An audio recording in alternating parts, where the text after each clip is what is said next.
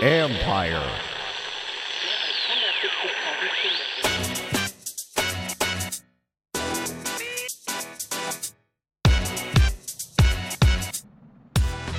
We're going to have a visit with the Hall of Famer, and then I'm going to give you my thoughts on the NFL coaching cycle. This is the Football Jones Podcast. What's up, everybody? It's Mike Jones. Thanks for coming back for another episode. You can read me at usatoday.com. Follow me on Twitter and Instagram at @ByMikeJones. Yes, I am very excited. Today's guest is Hall of Fame quarterback Warren Moon. Going to talk to him about Deshaun Watson, young quarterback who he's got a close relationship with. Their time together. Moon having started his career in Houston, and Watson now in Houston, kind of like a mentor to Watson. Going to talk to him about his play last week and their prospects going forward. Also going to get him to weigh in on the Seattle Seahawks because he's very close with that team as well. And then he's also going to kind of take us inside the minds of Tom Brady and Drew Brees. This is going to be a very good interview. I think you guys are going to enjoy it because I had a blast talking to Warren Moon. So here, let's get right to it.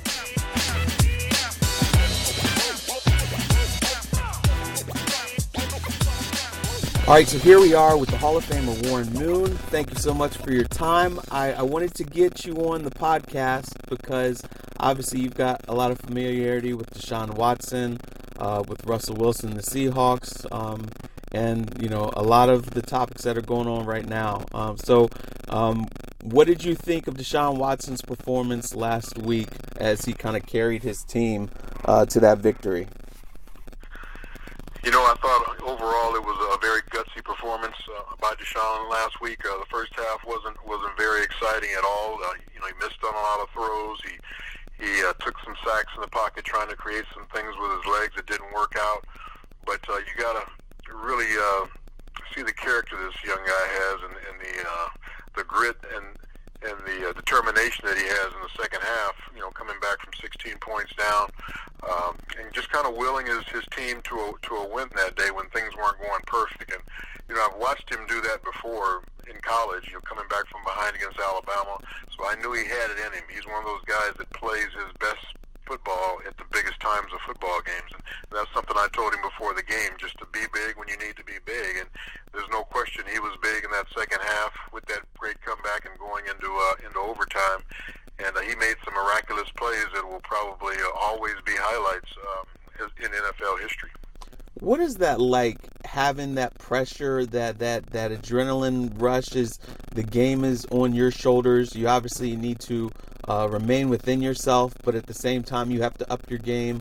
How would you describe that? What's that feeling like?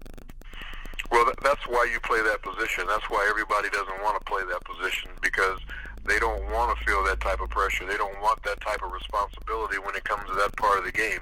Sure, they want to be able to make a big play, but they don't want to be the guy that every play has to be the guy responsible for that. And that's why the guys that play that position choose to play that position, and it usually starts a lot with their personality and their character and what they're made up of, because that's why they want that responsibility and they want that type of pressure. So when you play that position, that's what you sign up for, and that's what makes it so great when things do go your way. And when things don't go your way, you're going to take a lot of the blame as well. So you got to be willing to deal with that part of it too. Now, there's some quarterbacks that are okay, but then when the pressure gets there, they kind of wilt. What does it take mentally to be that big moment guy? It's definitely, you can't be afraid of that moment. You almost have to embrace that moment. You almost have to want it. And then you got to have some other guys that step up that help you, because as a quarterback, you can only do, your job. And, of course, you want to be able to do a little bit more, like a Deshaun made that play in the game where he escapes a sack where two guys hit him. Well, there's not a lot of other guys can do to help you on that play. That's a sheer determination by him of not wanting to go down. So there's examples like that you have to be able to make as a quarterback, stand in there and know you're going to take a big hit and be able to deliver the football, with great accuracy and all those things. But somebody's got to be on the other end of that to catch the football too. So it's definitely a team game, but when it comes down to those type of plays, you've got to be willing to step up and make the big throw, make the big play with your legs, whatever it takes, the big scramble, the big run for the first down, all those different things. You've got to be willing to do that and be able to do that, and that's what the great ones can do.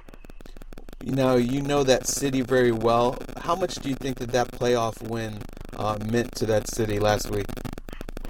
Oh, it meant a ton, because they haven't had a lot of playoff success early, and especially under Bill O'Brien the last few years. They've gotten to the playoffs, but they've got knocked out in the first round. So for them to have a home playoff game, win their division, and then have a game against Buffalo where there is some history, even though it's not with the Houston Texans, it's with the city of Houston, where one of the biggest disappointments was when I was playing for the Houston Oilers, back in 1992, right. And we got beat by the Buffalo Bills up in Buffalo in a comeback game. So for it to happen full circle that way 27 years later, there's still a lot of those Houston Oilers fans living in Houston.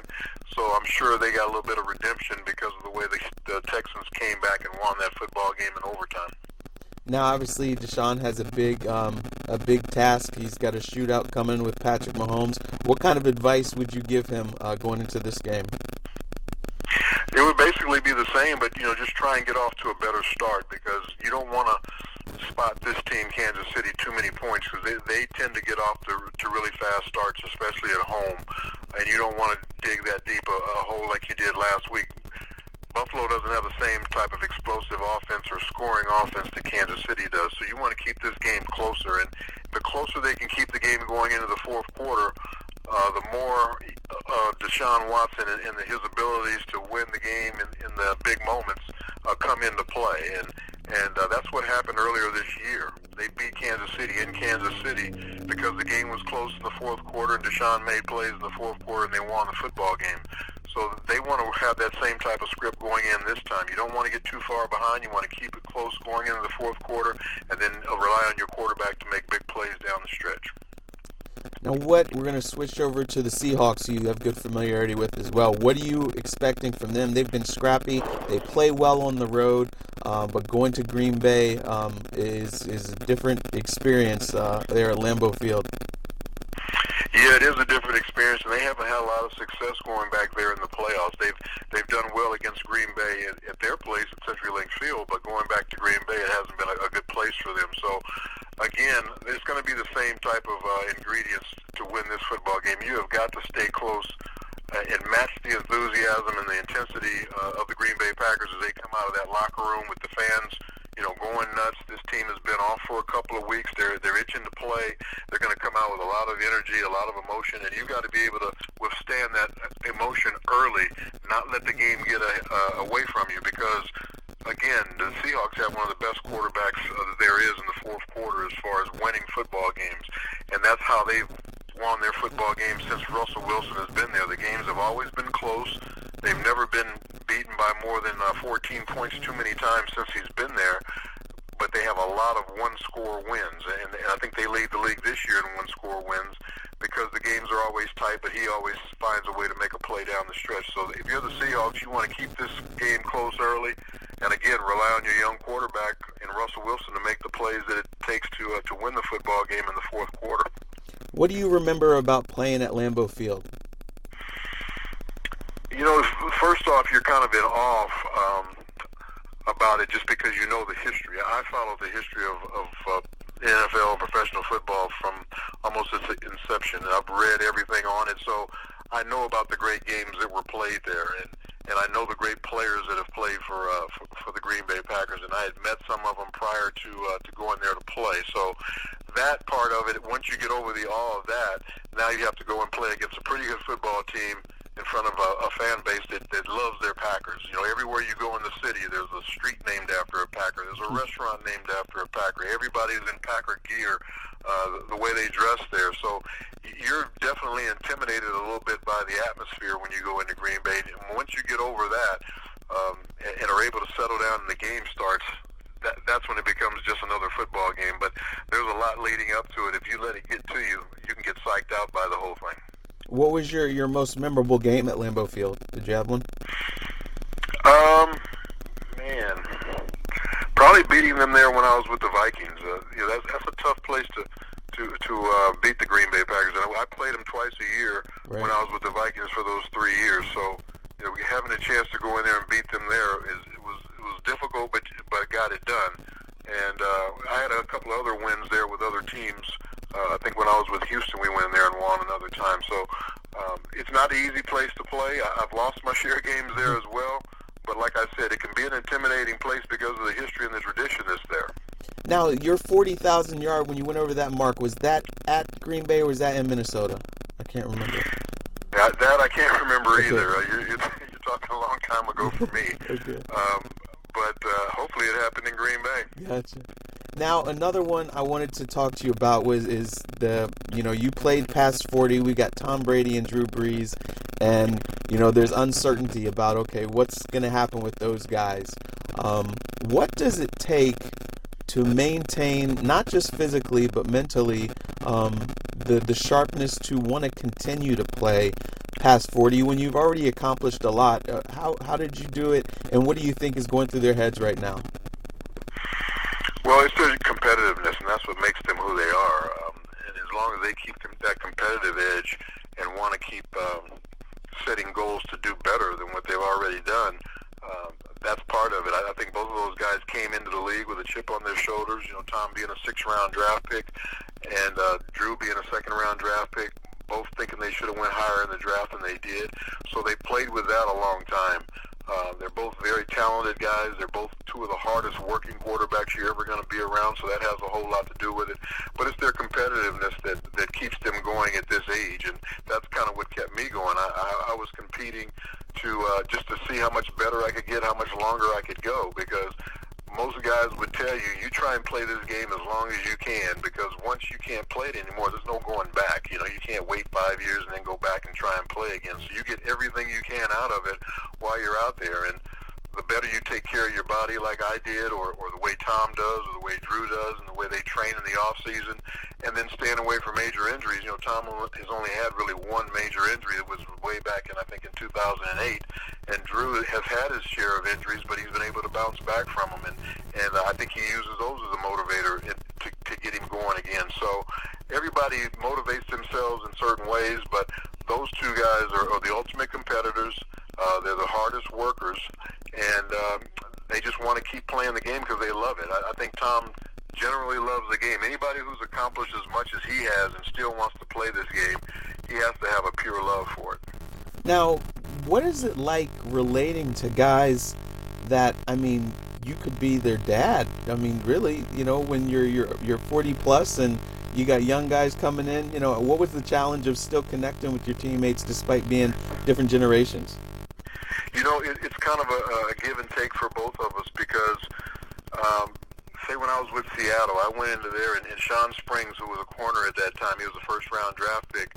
I played against his dad with the Dallas Cowboys, Ron Springs. And now all of a sudden I'm playing against Ron Springs as a Dallas Cowboy against the Houston Oilers, and now I go into this locker room and I'm playing with a teammate and his son. So that just kind of shows that I really went full circle there. But as an older player, you really feed off of the energy of those younger guys, and you feel like you're in a position where you can really help them as far as being a mentor in that. And then for me, the guys were almost in awe of me when I came in the locker room. They wanted to hear stories about who I played against and what was it like to play against Lawrence Taylor and go against Joe Montana and all these different things. So I think we both kind of fed off of each other. Me taking their energy and their youth to keep me going as an older guy, and then those guys wanting to just kind of get as much as they could from me as a sponge of what the game was all about, what it takes to be a professional in that. So I think it worked both ways. Now, when did you know what, I think I'm done? I finished my career as a backup in Kansas City, and that wasn't any fun. Okay. And I thought when I went there, I really had a legitimate chance to play because the starter there, Elvis Gerbach, had some injury problems, and I just felt like maybe I was going to get an opportunity to start there. But he had two of his best years ever playing in Kansas City when I was there behind him. So I didn't get a chance to play a lot, and that was something that was different to me because I had never been a backup before in my career for 15 years in the NFL. And so that's when I knew it was time for me to leave, when the game wasn't fun anymore, it wasn't a challenge anymore, and I didn't want to train anymore in the off season, because that's when you put in all the hard work for the season is in the off season. And when you don't want to get up and lift weights and go run stadium stairs and do all the different things that I did to get myself ready to play, that's when you know it was time to give it up. Gotcha. Now, what was the challenge of you played for so long with one team, and then at that late stage in your career, you're changing from, whether from Houston to Minnesota or to Seattle? What was that like? It was difficult because I put in 10 years in Houston, and we had some really good success. We never won that Super Bowl that we wanted, but we were always in playoff contention every year. I made, I think, 6 or 7 Pro Bowls in a row while I was there, and I had one of my best seasons the year I was traded to the Minnesota Vikings. But the salary cap came into play, and here they're looking at me as a player at 38 years or 37 years old at that time, and how much longer can he continue to play at this level? And we've got a younger quarterback that we've developed, and we're going to have to pay him because we can't pay 2 guys at that position because of the salary cap. So that's why they had to make that decision, and I understood why they made the decision. It was a business decision, but I also told the general manager at that time, Floyd Reese, I said, I'm going to play a lot longer than Cody Carlson will, and I still have a lot left in the tank. And I played 7 more seasons after that. I went to 3 more Pro Bowls after that, and I outlasted him because he only played another 2 years. That's right. Wow, man. So what would you tell Tom Brady or Drew Brees if they were like, you know what, should I keep going or no? I'd tell them to play as long as you have the desire. If it's in your heart and you still have the love and the competitiveness to play, you play. Because, again, you cannot come back once you leave the game. Just mentally, once you've kind of told yourself, I'm done with this, there's no coming back even if you want to wait another year. Football is a game you have to continually play, and it's a game you have to continually love in your heart. So if those guys still have that, just keep playing. And they'll know when it's time. I think both of those guys have enough pride that they won't be out there too long to where their skills diminish and they won't be the same player. They've definitely taken, a little bit of a step back because of their age, but you look at some of the games they've had this year, they still have those games where you go, wow, this guy's 42 years old and he's still throwing for 300 yards, 400 yards in a game, or Drew Brees had the game a few weeks ago where he goes 20 for 21 in a football game and sets a record. So these guys still have it in them.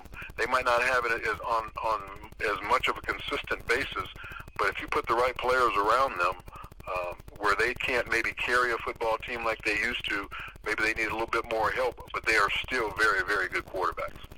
Good deal. Well, I will let you go on this last one. Who's your pick for the Super Bowl?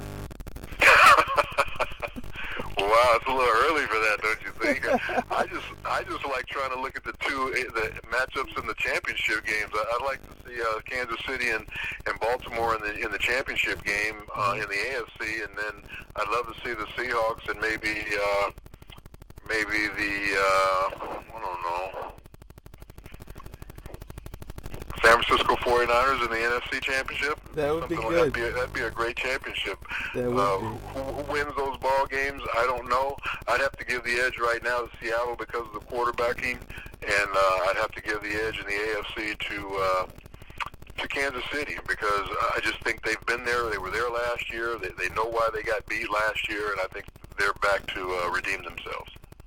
Good deal. Well, there you have it. Hey, Warren Moon, thank you so much for your time. Really appreciate it, and we're going to be looking to see what plays out with these AFC and NFC championship games. All right, Mike, thanks a lot. That's why we play the games, and that's what's great about the NFL. You just never know what's going to happen.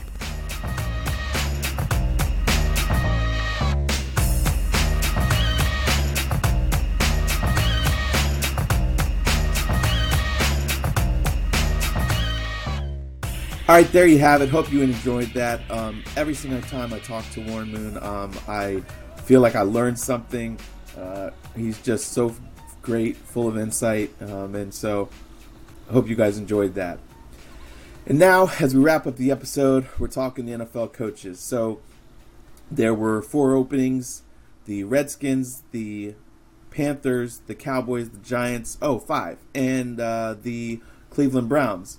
4 of those openings have been filled. The Browns are expected to name their head coach by the end of the week. And look, Ron Rivera in Washington, Mike McCarthy in Dallas, Matt Rule in Carolina, Joe Judge in New York. And I wrote about this earlier this week. I feel like Mike McCarthy to Dallas is a good move. It's not sexy and splashy like Jerry Jones normally likes to do everything in Dallas, except for his coaches. Jason Garrett was not sexy or splashy, but everybody felt like he was going to try to swing for the fences. Well, I think he did in a way, but this was a solid and sensible hire. This wasn't a sexy hire, but Mike McCarthy is a guy who probably might be the best guy for this job because of his work with developing teams and developing quarterbacks. And the Cowboys have been stuck in this developmental stage, unable to take the next step for like 10 years now. And, it's been 4 years with Dak Prescott, Zeke Elliott, this phase of development, and Jason Garrett can never get him over the hump. I think Mike McCarthy probably will be able to position them for growth and success. Everything that he learned from working with Brett Favre and Aaron Rodgers, he'll be able to apply and help Dak Prescott get better. So, smart move there. Talked about it last week. Ron Rivera in Washington, good move there. Matt Rule, a little bit of a head scratcher there in Carolina. I know David Tepper wanted somebody forward-thinking. Rule had success at Temple and at Baylor. He's known for developing men. We'll see. I'm always skeptical of the college coaches jumping up to the NFL ranks because the same stuff you do there doesn't always work, and you can't recruit guys in the NFL. There's salary cap restrictions and everything like that, and it's different. Joe Judge took a lot of people by surprise because this is a guy who was New England's special teams and wide receivers coach. It's very rare that special teams coaches land head coaching jobs. I'm not saying that's right, and I think that actually it's good that special teams coaches get consideration because of all of the assistant coaches, the coordinators, or whatever. Special teams coaches have their hands on everybody on the roster except for the quarterbacks because they've got to evaluate all the talent, figure out what guys fit best into their schemes. Each week they have to change their scheme depending on what the opponent throws at them. They've got to be creative. They've got to work with plugging in depth and everything, and they have to do it from offensive guys, defensive guys, veterans, young guys. It's just more involved, and it's more like being a head coach. So I think it's good. John Harbaugh definitely has been a success with his leadership in Baltimore, and maybe Joe Judge is it. This is a guy that Bill Belichick has been telling people for a while is a great leader. And really, everybody gets it twisted. Do you want an offensive coach? Do you want a defensive coach? It doesn't matter. You need a coach that can lead. That's what head coaching is about. Leadership, talent evaluation, and surrounding himself with good people. So we'll see how Joe Judge does. And we'll see what happens in Cleveland. But there's a lot of frustration around the league on the ranks of the assistant coaches of color. Because, once again, the opportunities have opened up with these openings, but these guys have not gotten the opportunities to pursue jobs. Eric Bieniemy did interview both with the Giants and Cleveland. I'm not hearing a buzz like he might go to Cleveland. I guess it's not done yet, but he was passed over again last year, passed over in Cincinnati. This is a guy who I'm telling you, we had a visit with him early this year, and this is a guy who can lead men. People think that it's just Andy Reid with his success in Kansas City, but Patrick Mahomes and Andy Reid will both tell you that Eric Bieniemy is highly involved in their game planning and Patrick Mahomes' development. This is a guy with a great vision, great leadership skills, and he should be a head coach, but he's getting passed over again. And, Marvin Lewis interviewed with the Cowboys, but that basically was to satisfy the Rooney Rule, and so that's why guys are frustrated, is because black coaches, other minority coaches have had lots of years of putting in work, and then they're not seriously considered for these jobs, and they're wondering, okay, what do we have to do?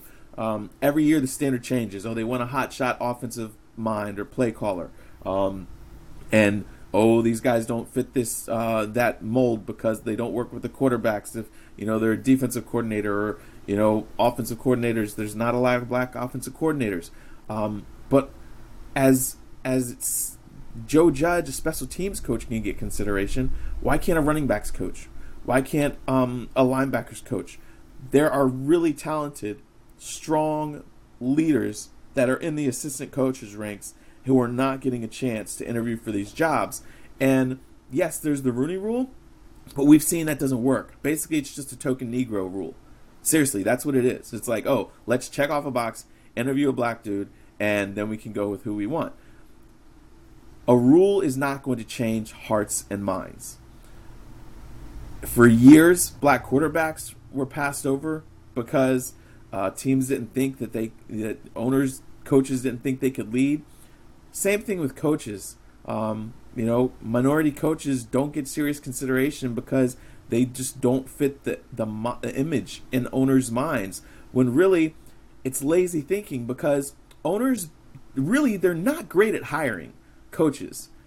They basically go on word of mouth and whatever the sexy name is. And instead of thinking, okay, let me find a strong leader, who's somebody that I'm overlooking? Any businessman, when they're looking to hire, they consider every option and they want to find the best guy. NFL teams rarely do research. They don't say, oh, let me talk to a successful head coach and find about some guys on their roster of coaches that would be a good guy to maybe be an outside the box hire. Outside of this year, as we saw, people talked to Bill Belichick and Joe Judge was the guy that he stumped for. So when you have owners, there's only 3 minorities that are in ownership groups this year, with Shad Khan and Kim Pagula up in Buffalo, and then Chris Greer, he's the general manager, he's not an owner, in Miami. That's why owners basically hire people that look like them instead of thinking outside the box and considering everybody. And also, head coaches need to do a better job of promoting their assistants, give them more opportunities for growth. And as those guys get more growth and as they get promoted, they are going to get more opportunities, you would hope. But really, owners have to expand their circles. They've got to find ways to want to meet more assistant coaches and talk to these guys, and not just go with retreads, not just go with the same names that they've heard over and over. Yes, in some cases, it makes sense to hire a guy that's proven if he fits what you need. But then lots of times it's just lazy thinking, and the NFL needs to do better because the equal opportunity does not apply to coaches of color. And I'm just talking black guys.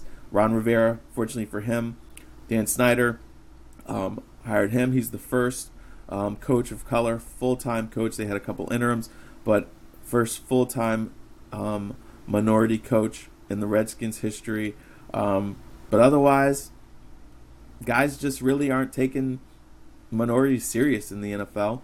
And you have former players who want to be head coaches and they want to work up the ranks. And I talked to agents and coaches this week, and they're very frustrated because they don't know what they have to do to get considered and to have the opportunity to sit down in front of these owners. And now the trickle-down effect is some guys don't even want to interview because they feel like, oh, well, they're just going to interview me just so they can check off a box and they're not really serious. But then it's kind of a darned if you do, darned if you don't. If you go for the interview, at least you get your name out there and you get the experience. If you don't go for an interview, then you're not getting that experience. You're not getting your name out there.